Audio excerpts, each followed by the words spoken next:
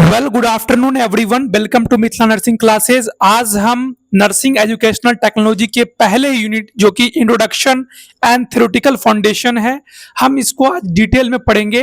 ये हमारा पूरा यूनिट जो है दो पार्ट के वीडियोस में कंप्लीट हो जाएगा।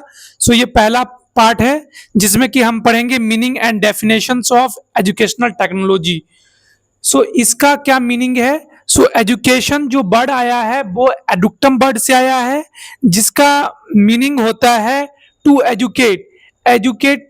और ये जो एडुक्टम वर्ड है ये भी दो वर्ड से आया है। एक तो है ई एंड दूसरा है डूको।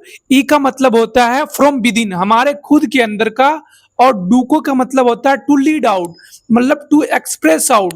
तो जो हमारा एजुकेशन का मतलब होता है जो हमारे अंदर जो इनर एबिलिटी जो है उसको जो है हमें एक्सप्रेस आउट करना है, और इसी को हम एजुकेशन कहते हैं। आई होप एजुकेशन का मतलब आपने समझ गए होंगे। अगर हम इसके डेफिनेशंस की बात करें तो दो तीन डेफिनेशंस यहाँ पर दे गए हैं। सबसे आसान डेफिनेशन आप याद कर सकते हैं। मुझे जो डेफिनेशन सबसे अच्छा लगा वो है अकॉर्डिंग टू प्लोटो ने डेफिनेशन दिया था, by education I mean that training which develops good moral in children by good habit. तो एजुकेशन के द्वारा हम जो है बच्चों के अंदर एक अच्छी हैबिट को डेवलप कर सकते हैं। एजुकेशन से हम एक मोरल डेवलप कर सकते हैं जो कि हमारे सोसाइटी में भी और हमारा डे टू डे लाइफ में भी प्रोडक्टिविटी को बढ़ाता है। तो ये हमें प्लोटो ने बताया था। दूसरा हम इसके करैक्टरिस्टिक की बात करेंगे। तो करैक्टरिस्टिक में जो फर्स्ट पॉइंट है that is education is purposive and conscious process. ये क्या है? एजुकेशन जो है बिना ऐसे नहीं कि जहां मन तहां से हम एजुकेशन ले ले, या मन जो मन तो हम जो है अपने आप से कुछ भी लर्निंग स्टार्ट कर दे। एजुकेशन जो है ये एक पर्पस, हम किसी ऑब्जेक्टिव के लिए, जैसे हमें कुछ बनना है, हमें नर्सिंग बनना है, नर्सिंग ऑफिसर बनना है, या फिर हमें किसी चीज़ को अडेप्ट करना है, किसी चीज़ को लर्न करनी है, उसके लिए हमें एक पर्पस होगा एजुकेशन के लिए। और कॉन्शियस होंगे हम उसके लिए, बिल्कुल कॉन्शियस होंगे हम उसको पाने के लिए जो है हमारा ऑब्जेक्टिव सेट होगा और हम उसके लिए जो है लगातार मेहनत करेंगे। तो ये एजुकेशन का नेचर है, ये कैरेक्टरिस्टिक्स है एजुकेशन की। फिर हमारा जो दूसरा पॉइंट है वो है education is bipolar position. Bipolar position का मतलब एजुकेशन को गेन करने के लिए हमारे पास जो है दो एलिमेंट्स की जरूरत पड़ती है। पहला एलिमेंट्स जो है वो स्टूडेंट है और दूसरा एलिमेंट जो है वो टीचर है। टीचर और स्टूडेंट के बीच में जो है एक कम्युनिकेशन जनरेट होता है जिससे कि हम जो है एजुकेशन को डेवलप करते हैं। फिर दूसरी बात आती है education is tripolar process. Education एक ट्राइपोलर प्रोसेस भी है जिसमें कि जो है हम इसमें एजुकेशन होगा और चिल्ड्रेन होगी और सिलेबस और फिर जो है टीचर, इन तीनों के बीच में जो है एक रिलेशनशिप बनेगा और जिससे कि हम एजुकेशन गेन करेंगे। फिर एजुकेशन का चौथा कैरेक्टरिस्टिक्स है वो है education is life long process. It means education जो है ये नहीं है कि एजुकेशन यहाँ तक ही हम एजुकेशन ले सकते हैं, कोई एज फिक्स नहीं है। एजुकेशन को गेन करने का कोई लिमिटेशन नहीं है। वो एजुकेशन जो है हम कभी भी ले सकते हैं और ये हमारे इंड लाइफ तक चलता है। और एजुकेशन जो है हमारे थ्रू आउट जो लाइफ है वो कंटिन्यू रहेगा, तो कंटिन्यूएशन बना रहता है। Education is a process of adjustment. Education के तहत हम जो है अपने लाइफ को एडजस्ट भी कर सकते हैं। फॉर एग्जांपल हम किसी सोसाइटी में एक अलग जगह हम रहने जाएं तो उसके लिए जो हमें एक माइंडसेट की जरूरत होती है, और अगर हम बेहतर एजुकेशन प्राप्त करेंगे तो ये हमें एडजस्टमेंट करने में भी कहीं ना कहीं हेल्पफुल होगा। फिर जो कैरेक्टरिस्टिक की बात करें that is education is developmental process. ये एजुकेशन जो है हमारे बिहेवियर को डेवलप करता है। ये हमारे अंदर के जो सारे अंतरात्मा है उसको भी कहीं न कहीं डेवलप करने का काम करता है। Education is all round develop of inner power. ये हमारे जो इनर पावर है, अंदर की क्षमता जो है, कहीं न कहीं उसे भी डेवलप करती है और कहीं न कहीं इसे भी एक बेटर अंडरस्टैंडिंग प्रोवाइड करती है। हम खुद को समझ पाते हैं एजुकेशन के तहत और एक बेटर एजुकेशन से जो है हम खुद को एम्पावर कर सकते हैं। Education is not only limited to school and knowledge. Education का मतलब ये नहीं जो हम स्कूल कॉलेज से सीखते हैं। एजुकेशन हम अपने पेरेंट्स से भी, अपने फैमिली से भी, अपने सोसाइटी से भी, अपने कल्चर से भी गेन करते हैं और ये हमारे लाइफ को कहीं ना कहीं इम्प्रूव करने का काम करता है, हमारे वर्क के प्रोडक्टिविटी को कहीं ना कहीं बढ़ाने का काम करता है। फिर आता है बात एजुकेशनल टेक्नोलॉजी से हम क्या समझते हैं, meaning and definition of educational technology. तो एजुकेशनल टेक्नोलॉजी से हम ये समझते हैं कि ये जो है एक सिस्टम है, एक एडवांस सिस्टम है या फिर एक एडवांस टेक्निक्स है जिससे कि हम एजुकेशन प्राप्त करते हैं।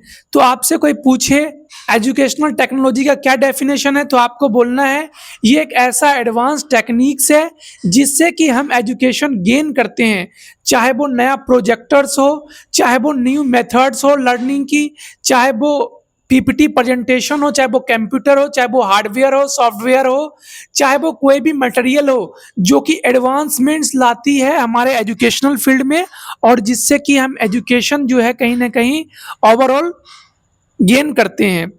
तो अगर इसका डेफिनेशन आप याद करना चाहेंगे तो इसका एक डेफिनेशन है according to Robert A Cox के द्वारा, educational technology is application of scientific process to man's learning condition. जो हमारा कंडीशंस है, एक मैन की कंडीशंस जो है उसको एप्लीकेशन बेस से जो है हम उसको कहीं ना कहीं लर्न करते हैं और इसी को हम एजुकेशनल टेक्नोलॉजी बोलते हैं। फिर आता है nature and characteristics of educational technology. क्या नेचर्स है और क्या करेक्टरिस्टिक्स है एजुकेशनल टेक्नोलॉजी के। तो इसका सबसे पहला पहला पॉइंट है based on science and technology. Science और टेक्नोलॉजी के ऊपर बेस्ड है। इसका मीनिंग होता है कि एजुकेशनल टेक्नोलॉजी जो है वो साइंटिफिक बेसिस के ऊपर बेस्ड है। उसका जो प्रिंसिपल है वो एक साइंटिफिक है, ऐसा नहीं कोई भी फेक चीज, फेक डाटा नहीं उठा के बात करने लगेंगे। साइंटिफिक होना चाहिए, जो डाटा है वो ऑथेंटिक डाटा का यूज हम करेंगे इसमें, और ये जो इन्फ्लुएंस्ड होता है कहीं ना कहीं टेक्निकल एडवांसमेंट से इन्फ्लुएंस्ड होगा। फिर बात करते हैं एप्लीकेशन ऑफ साइंटिफिक प्रिंसिपल। क्या एप्लीकेशन है साइंटिफिक प्रिंसिपल के, तो इसमें जो इसका जो नेचर है, अगला नेचर है वो है एप्लीकेशन ऑफ साइंटिफिक प्रिंसिपल्स। जो पहले कोई थ्योरीज को प्रूव हो चुका है उस सब का एग्जाम्पल हमें इसमें लेना है और इसके द्वारा जो है साइंटिफिक प्रिंसिपल से जो है हम जो है कहीं ना कहीं एजुकेशन को हम गेन करेंगे। फिर आता है it is a continuous and dynamic method. तीसरा नेचर है इसका एजुकेशनल टेक्नोलॉजी का, कैरेक्टरिस्टिक बोल सकते हैं या फिर नेचर बोल सकते हैं। कंटिन्यूअस एंड डायनेमिक मेथड, इसका मतलब ये होता है कि ये कंटिन्यूअस है, मतलब ये जो है डायनेमिक है, ये ऐसा नहीं कि रुका हुआ है, ये हर दिन जो है इवॉल्व हो रहा है, डेवलप हो रहा है और ये काफ़ी एक्सपेंडेड है और प्रोग्रेसिव है और ये जो है कहीं ना कहीं इफेक्टिव प्रोड्यूस करता है और इसीलिए जो है इसको हम कहते हैं कंटिन्यूअस और डायनेमिक मेथड। फिर आती है चौथी nature, emphasis on teaching learning method and teaching. इसका मतलब ये होता है कि इसमें जो है नए नए टीचिंग टेक्निक्स को जोड़ दिया जाता है, कि इस नए नए टीचिंग टेक्निक को लाया जाता है इसके अंदर, ताकि जो है बच्चे बोर ना हो जाए। कभी कभी होता है क्या है, अगर हम ब्लैक बोर्ड से बच्चे को पढ़ाते रह जाएंगे तो बच्चे का जो अटेंशन है वो सही से हम सीख नहीं कर पाएंगे। इसलिए अटेंशन को गेन करने के लिए हमें जो है नए नए टीचिंग लर्निंग मेथड के ऊपर जोर देना पड़ता है। जैसे कि हमें पीपीटी प्रेजेंटेशन हो गया, हमें कोई एबी एड्स का यूज करना पड़ता है। फिर बात आता है कंप्रीहेंसिव टर्म। कंप्रीहेंसिव टर्म का मतलब ये होता है कि इसमें जो है हमें ऐसा नहीं है कि सिर्फ और सिर्फ हम एक ही चीज का यूज कर रहे हैं, हमें सभी तरीके का जो टेक्नोलॉजी का यूज करना पड़ेगा और जैसे कि हमारा हो गया मैक्रो टीचिंग, सिमुलेशन लैब्स हो गया, इंटरेक्शन एनालिसिस हो गया, वीडियो टैप का टैप रिकॉर्डर, प्रोजेक्टर, इन सभी का काम लेना पड़ेगा। कम्प्रीहेंसिव इसमें यूजेज होगा। फिर बात आता है सिस्टम अप्रोच। इसमें ऐसा नहीं कि हम मतलब जो है अपने मन से जो मन किया वो हम पढ़ाने लग गए। एक सिस्टमिक वे में हमें तैयार करना पड़ेगा कि हमें जो है क्या पढ़ाना है, क्या एजुकेशन देनी है, कैसे इंफ्रास्ट्रक्चर तैयार करना है, तो ये सब देखने पड़ेगी। और अगर हम बात करेंगे एम्स और ऑब्जेक्टिव की, क्या एम्स और ऑब्जेक्टिव है एजुकेशनल टेक्नोलॉजी का, तो दो बात आता है। पहला है objective of macro level. Macro level मतलब बड़े लेवल पे, बड़े स्तर पे हमारा क्या उद्देश्य है एजुकेशनल टेक्नोलॉजी को लेकर। और दूसरा बात आता है माइक्रो लेवल। एक है मैक्रो लेवल, दूसरा है माइक्रो लेवल। मैक्रो लेवल में कि हम जो है बड़े उद्देश्य पे, और यहाँ पर माइक्रो लेवल जो हम अगर हम बात करें कि जो है क्या क्लासरूम के ऊपर, क्लासरूम में क्या उद्देश्य है एजुकेशनल टेक्नोलॉजी के, इसमें क्लासरूम आ गया, स्कूल्स आ गया, स्टूडेंट के ऊपर सारी बात आ गई इसके अंदर माइक्रो के अंदर। तो हम पढ़ेंगे to identify educational needs and aspiration of community. Community के जो नीड्स है उसको समझना है हमें। Determine aims and education board studies structure of education. हमें जो है एजुकेशन के स्ट्रक्चर को भी समझना पड़ेगा, और हमें कहीं ना कहीं एक स्ट्रेटजीज बनाना पड़ेगा जिससे कि हम जो है एडवांसमेंट ला सके एजुकेशन के अंदर। और हमें एक सूटेबल करिकुलम सेट करना पड़ेगा जिससे कि हम अपने ह्यूमन बिहेवियर और जो ह्यूमन साइंसेज है हम उसको भी कहीं ना कहीं इंटरेक्ट कर पाए। To identify the main material sources and strategies for achieving the desired aim of education. जो हमारा एजुकेशन का एम है कहीं ना कहीं हम उसको भी फुलफिल करें। तो ये सब हमारा मैक्रो लेवल के अंदर आता है। अगर हम बात करें मिक्रो लेवल के ऊपर, तो मिक्रो लेवल में जो है आपको क्लासरूम में क्या क्या हमारा इससे फायदा होगा इसके ऊपर हम बात करेंगे। क्या ऑब्जेक्टिव है क्लासरूम का, उसे हमें सेट करना पड़ेगा। और to evaluate the effectiveness of classroom teaching term and student performance. तो इसका जो उद्देश्य है कहीं ना कहीं टीचर को भी टीचिंग मेथड को इम्प्रूव करने का, और जो स्टूडेंट का जो परफॉर्मेंस है कहीं ना कहीं उसको भी इनहेंस करने का। तो आज के हम इस वीडियो में यहीं तक की बात रहेगी, और पार्ट बी में हम आपको होल यूनिट को डिस्कस कर लेंगे। अब थोड़ा सा ही बचा है। Thank you.